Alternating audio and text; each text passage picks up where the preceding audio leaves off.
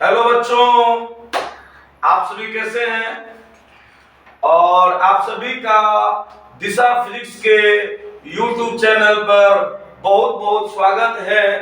और आज हम लोग करने वाले हैं रे ऑप्टिक्स का एक बहुत ही बेहतरीन लॉन्ग क्वेश्चन, जिसका नाम है गोलीय पृष्ठ का अपवर्तन सूत्र। और आप लोग एक बार देखिए क्वेश्चन क्या है आज का, तो आप इंटरेस्ट और बढ़ जाएगा, क्योंकि ये क्वेश्चन 12th बोर्ड के लिए बहुत ही इंपॉर्टेंट होता है। तो क्वेश्चन है आज का, गोलीय पृष्ठ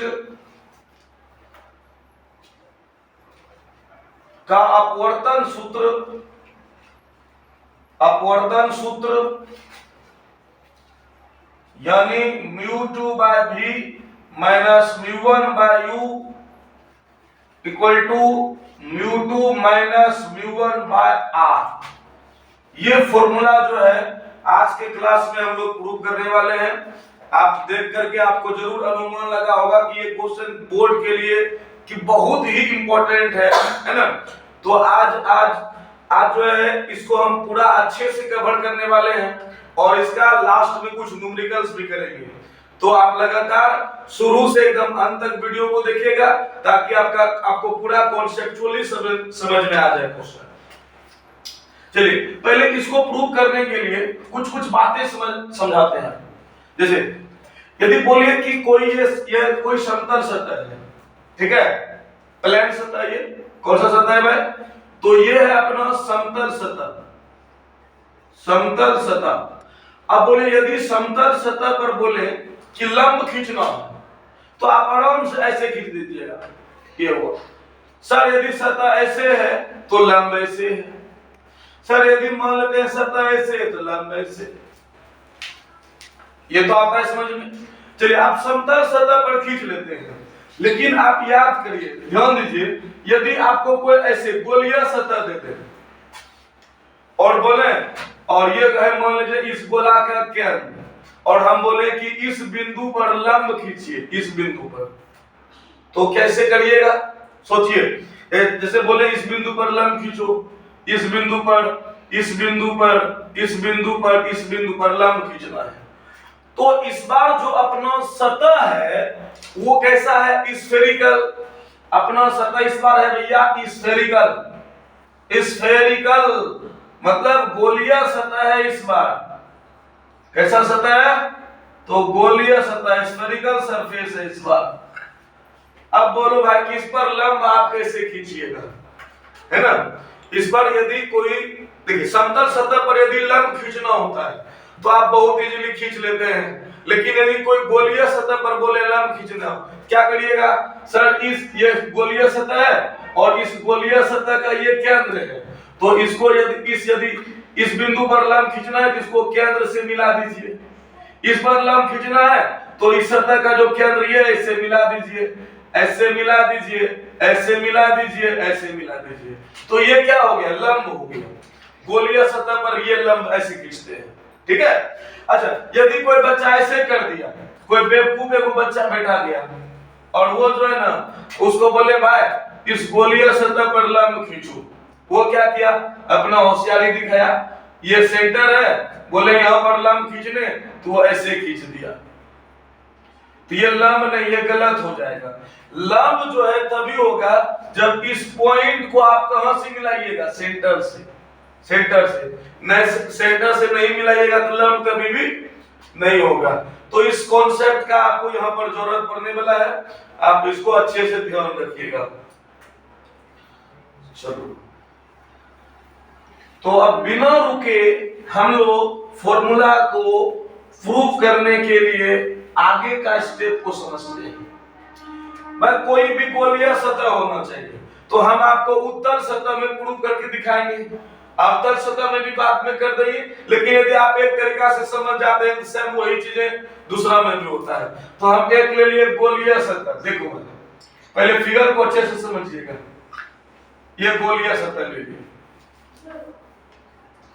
गोलीय सतह है इस तरीका से।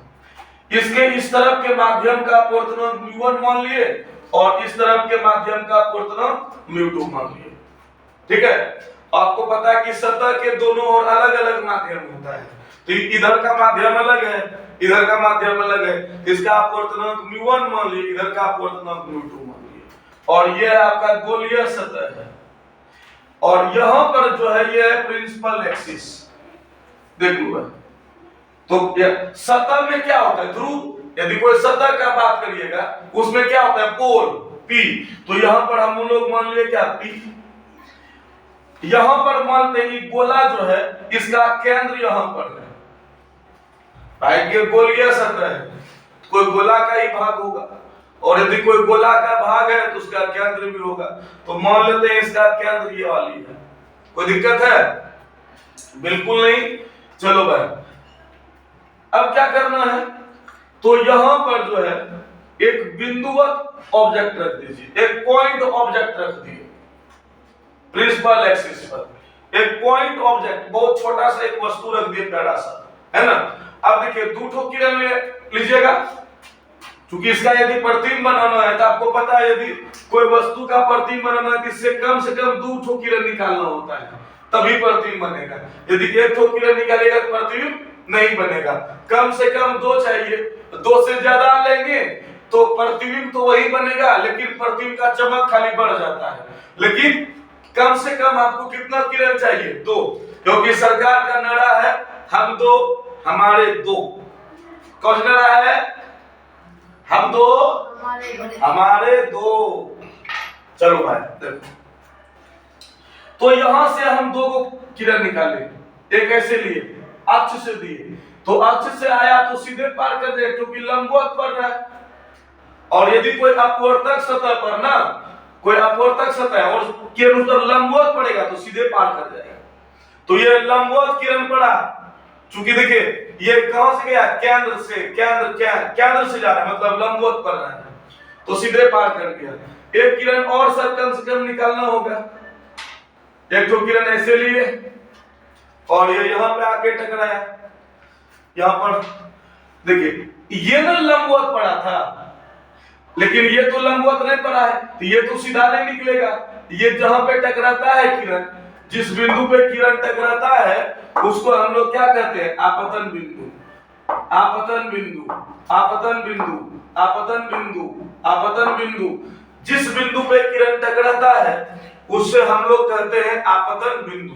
अब देख लो भाई कि ये आपतन बिंदु है, इस पर लंब खींचना है, तो क्या करिएगा, सेंटर से मिलाइएगा, भी तुरंत समझाए, तो इसको सेंटर से मिला दिए।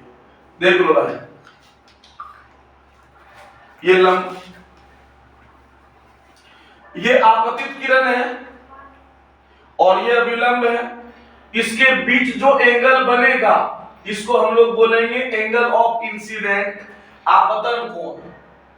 अब नहीं देखिए, और एक बात बोल देते हैं पहले कि इधर मान लीजिएगा कि μ1 जो है ना वो छोटा है, μ2 बड़ा है, मतलब इधर आप मान लीजिएगा क्या, विरल, और इधर क्या मान लीजिएगा, सघन। इधर विरल मानेंगे और सतह का कुछ नाम दे दीजिए, MN कोई सतह है, और इसके ये है बाईं ओर, ये सतह का बाईं ओर, और यह सतह का दाईं ओर, दाईं ओर, ठीक है। ये सतह है, इधर ये बाईं ओर, ये दाईं ओर, बाईं दाईं बाईं दाईं, और इधर क्या है, विरल, इधर क्या है, सघन। तो प्रकाश किरण ये वाली कहां जा रहा है, विरल से सघन में। और आपको पता है कि जब प्रकाश किरण विरल से सघन में जाता है तो वह विलंब की ओर झुक जाता है। तो किरण को जाना था ऐसे, लेकिन अविलंब ये था, इधर थोड़ा झुक जाएगा, तो ये किरण ऐसे झुक गया, किस तरीका से झुक जाएगा, झुक गया। और दोनों अपवर्तित किरण देखिए, एक तो ये सीधे पार कर गया था और एक इधर से लिए यहां पे आके मिला, देखो यहां पे आके मिला, तो यहां पर क्या बन गया, इमेज, प्रतिबिंब। जहां पर दोनों अपवर्तित किरण मतलब अपवर्तक सतह को पार करने के बाद जहां पर दोनों किरण मिलता है उसको हम लोग कहते हैं क्या, प्रतिबिंब। ठीक बात है। चलिए अब देखिए, आपको पता है कि दर्पण में सभी दूरी को कहां से मापते हैं, ध्रुव से। तो यहां से यहां तक की दूरी को क्या मानेंगे, यू, वस्तु दूरी। ये यहां से यहां तक बना प्रतिबिंब दूरी, और यह है वक्रता केंद्र। तो ध्रुव से वक्रता केंद्र के बीच की दूरी को कहते हैं वक्रता त्रिज्या। याद करो, सब लिखाया हुआ है, समझाया हुआ है। ध्रुव एवं वक्रता केंद्र के बीच की दूरी को वक्रता त्रिज्या कहते हैं। इस वाले एंगल को मान लीजिए अल्फा, इस वाले एंगल को मान लो बीटा, और इस वाले एंगल को मान लो थीटा। ठीक है। और इस आपतन बिंदु से इस पर प्रिंसिपल एक्सिस पर, ये जो मुख्य अक्ष है, इस पर एक लंब डाल दो इस तरीका से। ठीक है। देखिए, ये आपतित किरण है और ये अभिलंब है। तो आपतित किरण और अभिलंब के बीच जो कोण बनेगा, आपतन कोण। और ये कौन सी किरण हुआ, अपवर्तित किरण, और ये अभिलंब है। तो अपवर्तित किरण और अभिलंब के बीच जो कोण बनेगा, इसको क्या बोलेंगे, अपवर्तन कोण बोलेंगे। तापतन कोण, अपवर्तन कोण, इसको मान लेंगे अल्फा, बीटा, थीटा। बोलिए, कोई दिक्कत है। और नाम यहां पर दे दिया है ओ पी, ये सतह का नाम पी हो गया, ओ पी। यहां पर रख दीजिए क्यू, और यहां पर रख दीजिए आर। ठीक है, नाम हो गया। देख लो भाई, फिगर समझने में कोई दिक्कत है तो बोलिए यार। कंप्लीट फिगर है ना। अब हम लोग क्या करेंगे, तो धीरे धीरे पहले इसके बारे में एक दो लाइन लिख देंगे, प्यारा प्यारा सा चीज है ना। उसके बाद अपन हम लोग क्या करेंगे, आराम से फॉर्मूला को ड्राइव करेंगे और बहुत बेहतरीन कॉन्सेप्ट समझाएंगे। दिक्कत की कोई बात नहीं है। पहले आप यदि फिगर को अच्छे से समझ जाते हैं तो लॉन्ग क्वेश्चन एकदम पूरा आपका एकदम आज याद हो जाएगा, एकदम याद हो जाएगा। इससे बेहतरीन कॉन्सेप्ट जो समझाएंगे कॉन्सेप्ट, उससे बेहतरीन कॉन्सेप्ट आपको YouTube पर कहीं पर भी कुछ नहीं मिलेगा। तो आप इसको बढ़िया से फिगर को एक बार 1 मिनट का समय देते हैं, फटाक से आप लोग एकदम करिएगा इस चीजों को, जल्दी से करो। हाँ, अब इसके बाद क्या करना है, इसके बारे में थोड़ा लिखोगे। देखो क्या लिख रहे हैं, ध्यान से देखिएगा। इसको हम लोग कहते हैं, जो बगल में लिखते हैं फिगर को, इसको हम लोग कहते हैं फेयर एंड लवली लिपस्टिक लगाना। ये जितना बढ़िया लिखेगा उतना ही अच्छा दिखेगा आपका कॉपी, टनाटन। देखो, तो माना कि MN एक उत्तल सतह है, उत्तल सतह है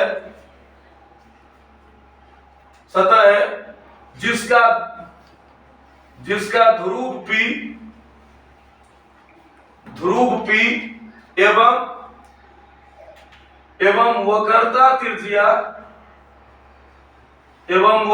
त्रिज्या R है। चलो भाई, तो मान लिए कि भाई एक क्या है, उत्तल सतह है जिसका जो है ध्रुव क्या है, P, और वक्रता त्रिज्या रेडियस ऑफ कर्वेचर कितना है, तो R है, और पोल इसका क्या है, P। ठीक है। अब क्या करेंगे, थोड़ा सा और लिख लो भाई। इसके बाईं ओर के माध्यम का अपवर्तनांक μ1 एवं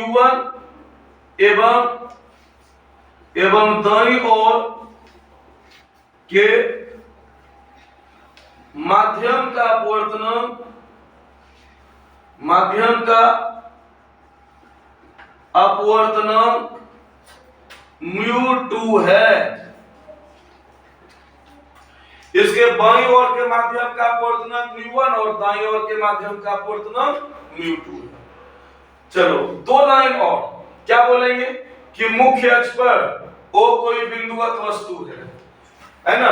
मुख्य अक्ष पर O कोई पॉइंट ऑब्जेक्ट है, और जिनसे आने वाली रे जो है अपवर्तन के बाद प्रतिबिंब आई पर बनाता है। खत्म कहानी, इतना लिख दो पहले। मुख्य अक्ष पर O कोई बिंदुवत वस्तु है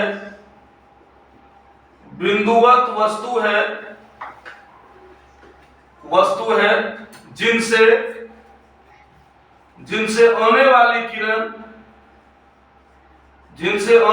किरण सतह से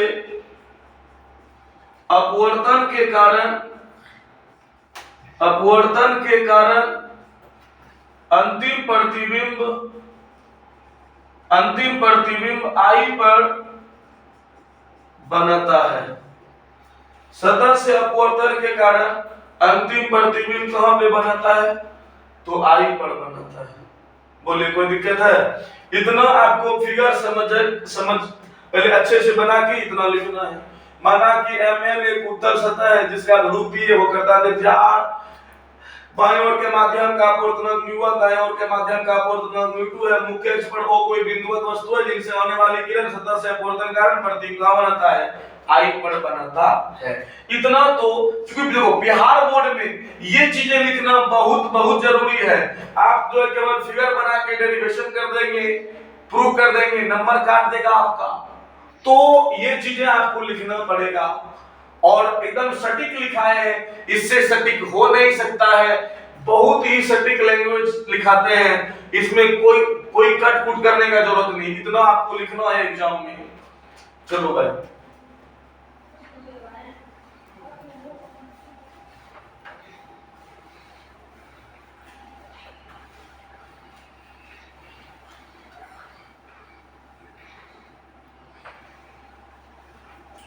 चलिए अब क्या करना है, यहां से थोड़ा लंब जो डाले हैं QR यहां पर दे दीजिए, QR यहां दे दीजिए, R यहां पर है और यहां पर S दे दीजिए।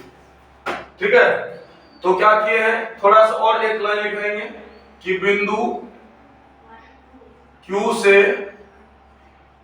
QR लंब, QR ये लंब मुख्य अक्ष पर खींचा। जरा सा समझा दो तो उसको। चलो शांति से, मुख्य अक्ष पर खींचा। अब क्या करेंगे भाई, तो थोड़ा यहां पर मान लो, यहां या प्रूव करते हैं। देखो आगे चित्र के अनुसार, अब हम लोग बात करेंगे चित्र के अनुसार कहां पर क्या है। मैं पहले थोड़ा सा एक लाइन और लिखना पड़ेगा। यहां देखो OP, तो OP क्या है, वस्तु दूरी माइनस U होगा। OP वस्तु दूरी माइनस U, ठीक है। PC वक्रता त्रिज्या है प्लस R, यहां से यहां तक, इधर का दूरी प्लस, इधर का दूरी माइनस, क्योंकि आपतित किरण इधर जा रहा है तो इधर दूरी मापेंगे प्लस, उल्टा मापेंगे तो माइनस। आपतित किरण की दिशा में दूरी मापते हैं प्लस और इसके उल्टा मापते हैं तो माइनस। तो PC हो गया प्लस, अब PI मतलब प्रतिबिंब दूरी, ये भी प्लस होगा B। उसके बाद कोण SQO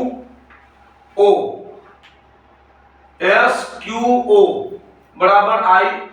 चलो कोण मत लिखो, छोड़ो कोण का, है ना, कोण का लिखना जरूरी है, ये चीजें आपको खाली ध्यान रखना है।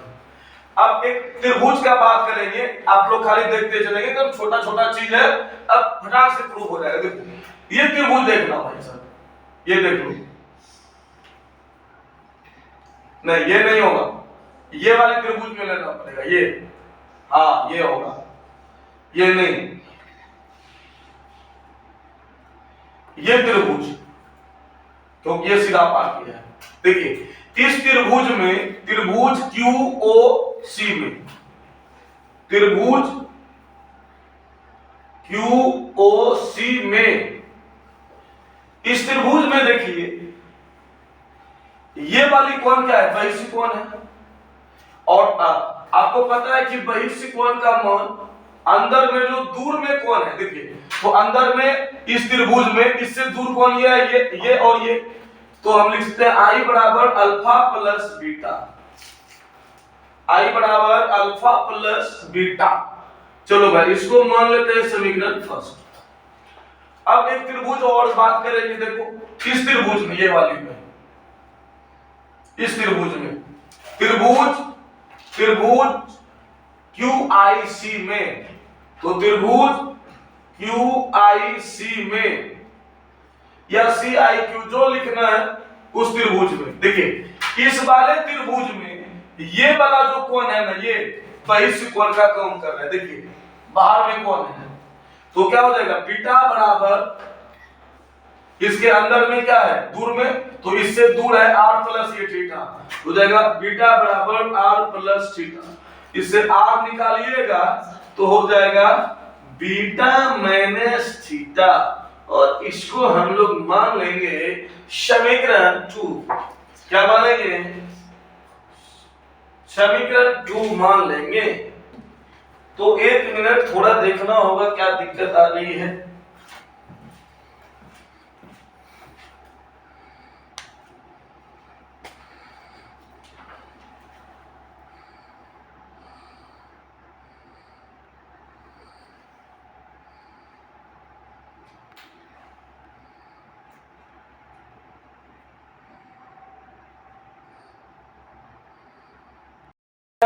बीटा माइनस थीटा हो गया, यहां तक क्लियर।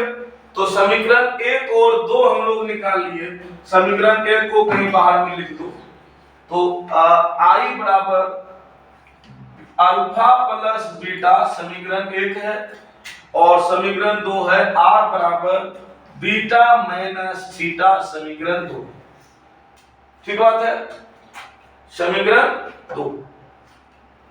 अब क्या करना है ध्यान से देखिए, पहले क्या किए ध्यान देखिए, इस वाले त्रिभुज में ये बहिष्ठ कोण और इस वाले त्रिभुज में ये बहिष्ठ कोण, तो इसमें हो गया आई बराबर आर प्लस बीटा, और इसमें हो जाएगा कि बीटा बराबर आर प्लस थीटा, और आर को निकाल लेंगे तो बीटा माइनस थीटा।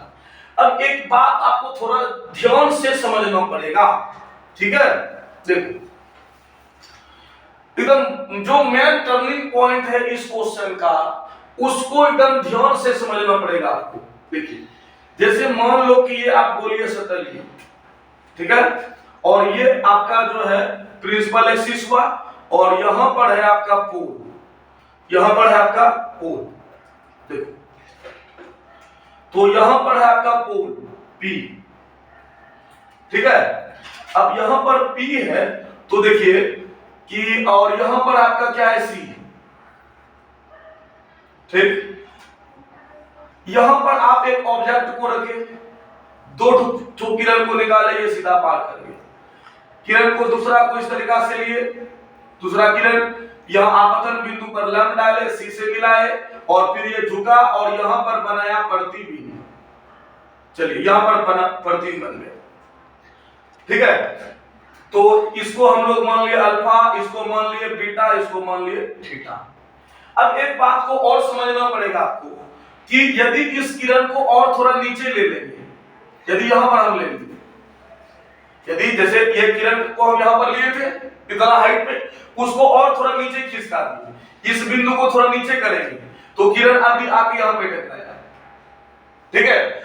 यहां पर आपतन बिंदु, अब लंब डालिए तो सेंटर यहां पर है, सेंटर से मिलाना पड़ेगा, पहले सेंटर से मिला दो, ठीक है। और देखिए चूंकि वस्तु उतना ही दूरी पर है, इसलिए प्रतिबिंब अभी भी वही बनेगा, प्रतिबिंब अभी भी वही बनेगा।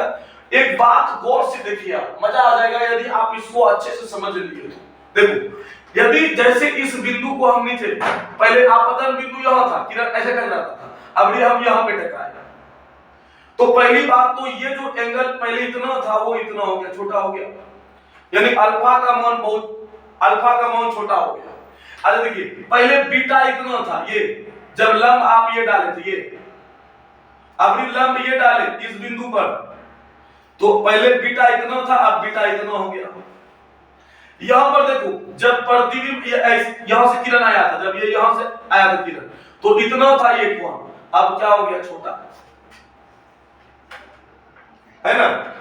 एक तो क्या यहां पर क्या समझ में आया कि अल्फा, बीटा और थीटा, यदि इस बिंदु Q को, आपतन बिंदु को ध्रुव के नजदीक में लेंगे, तो अल्फा, बीटा और थीटा का मान छोटा होगा, है ना। जितना नजदीक करेंगे छोटा होता जाएगा, और बहुत नजदीक ले लेंगे बहुत बहुत छोटा हो जाएगा। क्लियर बात है।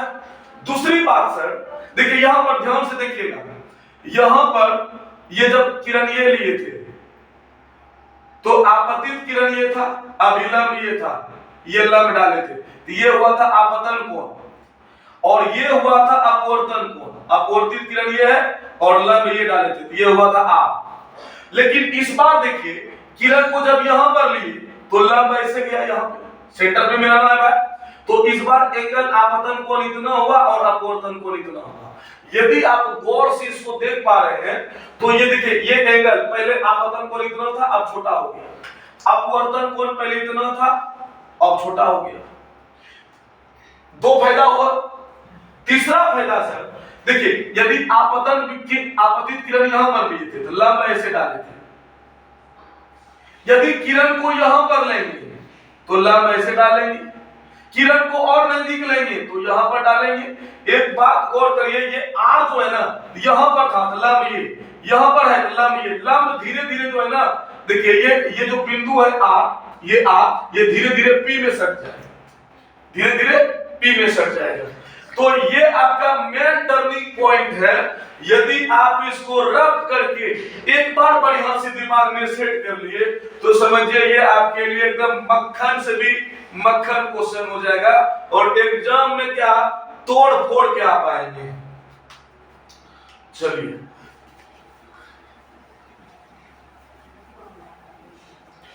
जब बिंदु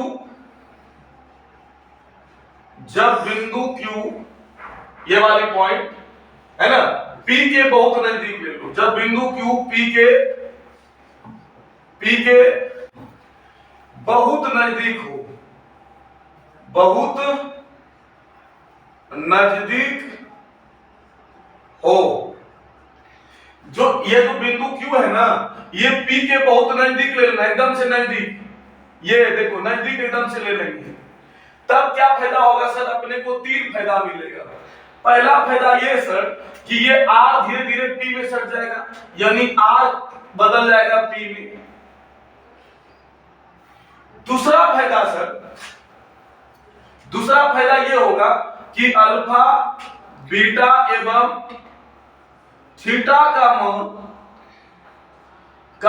बहुत बहुत छोटा हो जाएगा, बहुत बहुत छोटा हो जाएगा। और तीसरा जो फायदा मिलेगा कि I एवं R का मान बहुत बहुत छोटा हो जाएगा, I एवं R का मान बहुत बहुत छोटा हो जाएगा। आपको तीन फायदा मिला। यदि जैसे ही ना, सोचिए, जैसे ना ये पहले किरण को ऐसे लिए, फिर नजदीक कर देंगे, देखो ये वाला कोण जो है, कोण धीरे धीरे छोटा होता जाता है। तो जैसे इसको ध्रुव के नजदीक लाइएगा, तो पहला तो जाएगा क्या, ये धीरे धीरे P में सट जाएगा, अल्फा, बीटा, थीटा का मान बहुत बहुत छोटा हो जाएगा, और I और R का मान भी बहुत बहुत छोटा हो जाएगा। यानी तीन फायदा आपको मिलेगा। जब बिंदु Q P के बहुत नजदीक हो, तब क्या हो जाएगा, तब हो जाएगा कि R P में सट जाएगा, अल्फा, बीटा और थीटा का मान वेरी वेरी स्मॉल हो जाएगा, और दूसरा I एवं R का मान भी वेरी वेरी स्मॉल हो जाएगा। ठीक बात है। चलिए, इतना करने के बाद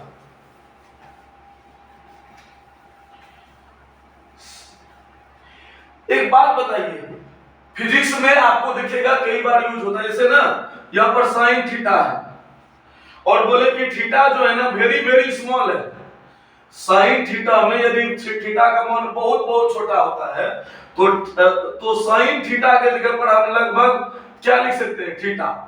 जैसे देखो, साइन थीटा को लगभग बराबर थीटा लिख सकते हैं, cos थीटा को लगभग बराबर थीटा, tan थीटा को लगभग बराबर थीटा, cot थीटा को लगभग बराबर थीटा, tan sec थीटा को लगभग बराबर थीटा, cosec थीटा को लगभग बराबर थीटा।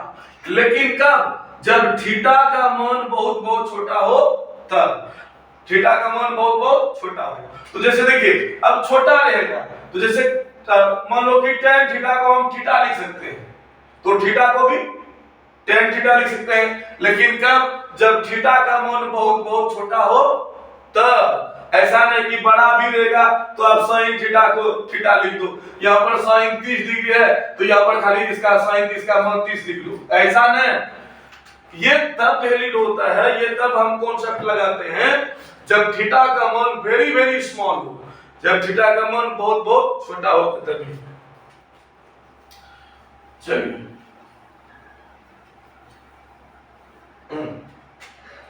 अब क्या करेंगे तो अब ना अल्फा को हम लोग अल्फा से निकालेंगे tan अल्फा। क्यों भाई? क्योंकि अल्फा को हम tan अल्फा क्यों लिख सकते हैं? क्योंकि अल्फा मेरा बहुत बहुत छोटा है, इसीलिए tan अल्फा को हम अल्फा और अल्फा को tan अल्फा लिख सकते हैं, क्योंकि अल्फा का मान बहुत बहुत छोटा है। अब इसमें देखिए tan अल्फा का बात करिएगा, यानी ये वाली त्रिभुज में, त्रिभुज ये देखिए त्रिभुज OQR में, ठीक है। तो यहां पर ऊपर में लिख देते हैं पहले ट्रायंगल OQR में, OQR में। अब ये वाली ट्रायंगल में हम लोग निकालते हैं, देख लो भाई क्या निकालना है, तो अल्फा को लिखना है सर tan अल्फा, यानी tan अल्फा इसमें आपको निकालना है,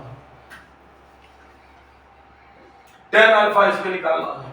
तो इसमें यदि tan लगाइएगा तो देखिए इस कोण के लिए ये है अल्फा, तो ये क्या हो जाएगा लंब और ये हो जाएगा आधार, तो यानी QR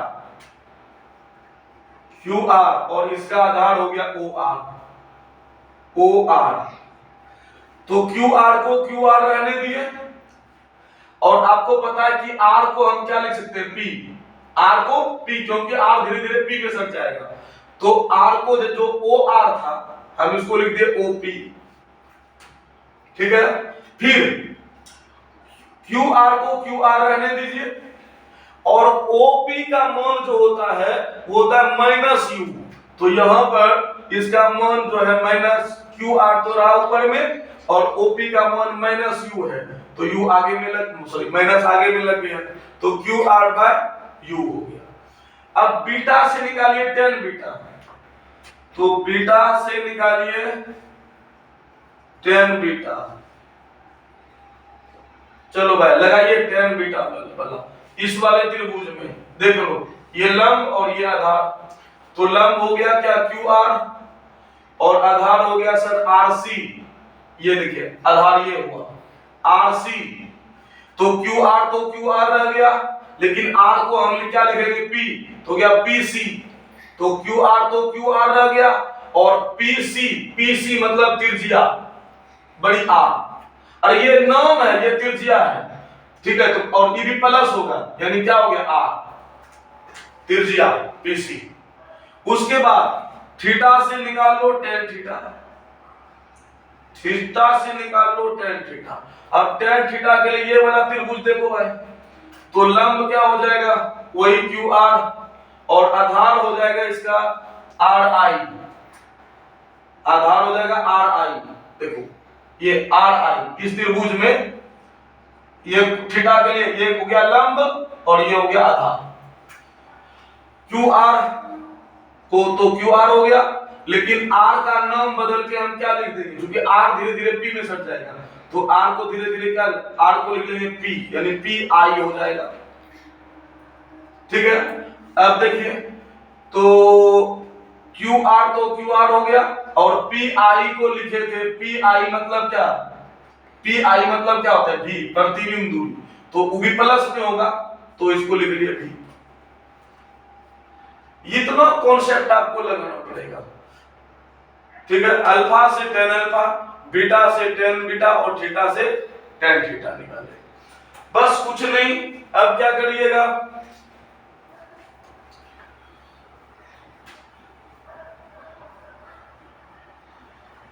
अब जो है करना क्या है कि लगा दीजिए इसमें स्नेल का नियम। बस लास्ट स्टेज है और हम लोग एकदम लास्ट पॉइंट की बात करने वाले हैं और इसको करते ही फॉर्मूला हो जाएगा प्रूफ और एक बहुत बेहतरीन चीजें आपको समझ में आ जाएगा।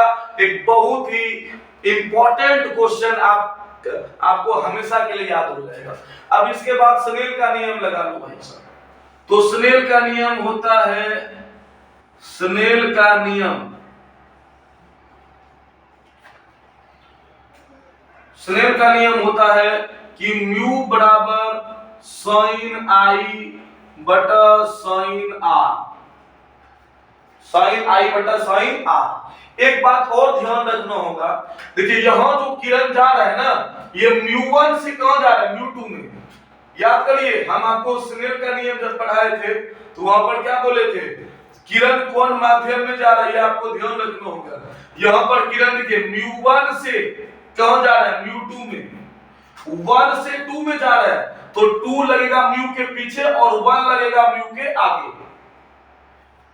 म्यू1 से म्यू2 में जा रहा है तो देखो यहां पर होता है म्यू बराबर साइन आई बटा साइन आर, लेकिन म्यू1 से म्यू2 में जा रहा है तो जिसमें जा रहा है वो पीछे और जिससे आ रहा है वो आगे। पीछे वाला ऊपर, म्यू2 ऊपर और म्यू1 नीचे, बराबर हो जाएगा साइन आई बटा साइन आर, साइन आई बटा साइन आर। चलिए अब इसका काम नहीं है, अब केवल प्रूफ करने का काम बचा है। क्रॉस मल्टीप्लाई कर लीजिए तो हो जाएगा म्यू1, या म्यू1 साइन आई बराबर म्यू1 साइन आई बराबर म्यू2 साइन आर। देखिए म्यू1 साइन आई और म्यू2 साइन आर। यहां आई एवं आर का मान बहुत बहुत छोटा है, बहुत बहुत छोटा है। देखिए ऊपर में हम प्रूव किए हुए हैं कि यहाँ आई और आर का मान बहुत बहुत छोटा है। तो जब आई का मान बहुत छोटा है तो साइन आई के जगह पर केवल हम आई भी लिख सकते हैं, क्योंकि आई का मान बहुत बहुत छोटा है, और साइन आर के जगह पर केवल आर भी लिख सकते हैं। तो यहाँ पर हो गया म्यू1 और साइन आई के जगह पर केवल आई, म्यू2 और साइन आर के जगह पर केवल आर हो गया। समीकरण 1 एवं 2 से आई आर का मान रख दीजिए।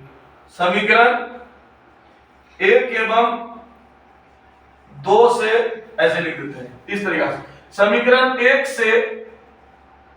1 से आई का एवं 2 से आर का मान रखने पर, तो समीकरण 1 देखो क्या है, आई बराबर अल्फा प्लस बीटा। देखिए यहां पर हो गया म्यू1 और आई का मान क्या है, अल्फा प्लस बीटा, तो ये हो गया अल्फा प्लस बीटा। अब म्यू2 आर का मान क्या है, beta minus theta, beta minus theta. अब क्या करेंगे, सब का मान रख देंगे, अल्फा बीटा और थीटा का मान। चूंकि देखिए अल्फा को हम क्या लिखे, tan अल्फा, मतलब अल्फा के जगह पर उसका वैल्यू यूज कर सकते हैं, है ना। तो क्या करिए, अल्फा बीटा एवं थीटा का मान रखने पर, अल्फा बीटा एवं थीटा का मान रखने पर, दोनों का अब सब का मान रख दीजिए तो क्या हो जाएगा, म्यू1 और अल्फा का मान देखिए क्या है, अल्फा का मान है माइनस क्यू आर बटा यू, ठीक है।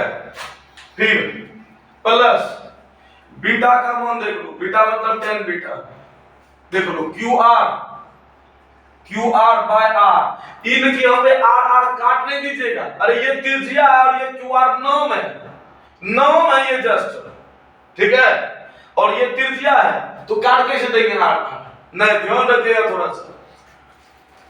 बराबर म्यू2 और बीटा का मान फिर वही क्यू आर बटा आर अब माइनस थीटा का मान कितना है, क्यू आर बाय बी। तो क्यू आर बटा भी।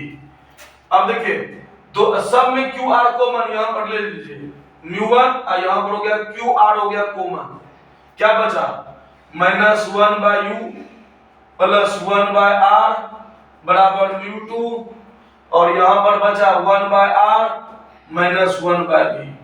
देखिए सॉरी कॉमन यहां पर लिखिए, कॉमन हो जाएगा क्यू आर, यहां पर बचेगा 1 by R minus 1 by B. अब देखिए ये क्यू आर और क्यू आर क्या हो जाएगा कैंसिल। अब देखिए बस लास्ट में हम लोग पहुंच गए हैं। अब क्यू आर म्यू1 से यानी अब जो बचा देखिए, अब बचा म्यू1 इनटू -1 बाय यू, सीधा ब्रैकेट तोड़ दीजिए, म्यू1 गुना -1 बाय यू, तो माइनस म्यू1 बाय यू, अब इससे फिर गुना करिएगा प्लस म्यू1 बाय आर बराबर इससे ब्रैकेट तोड़िए तो म्यू2 बाय आर, अब माइनस इससे तोड़िएगा तो म्यू2 बाय बी। अब इसको इधर कर लीजिए भी वाला को, तो क्या हो जाएगा म्यू2 बाय बी, अब माइनस यहां पर देखिए क्या है म्यू1 बाय यू, इसको इधर करिए खाली और इसको इधर कर दीजिए, इधर क्या है पहले म्यू2 बाय आर और माइनस म्यू1 बाय आर, यानी क्या हो जाएगा mu two by B minus mu one by U बराबर एलसीएम क्या हो जाएगा आर, तो हो गया म्यू2 माइनस म्यू1। बहुत ही इंपॉर्टेंट ये बोर्ड के लिए क्वेश्चन है और 2024 के लिए तो और भी बहुत इंपॉर्टेंट ये है, तो एकदम इसको प्लीज एक बार अच्छे से देख लीजिएगा।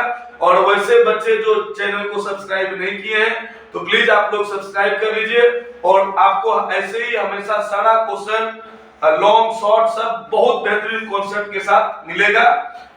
Bye bye.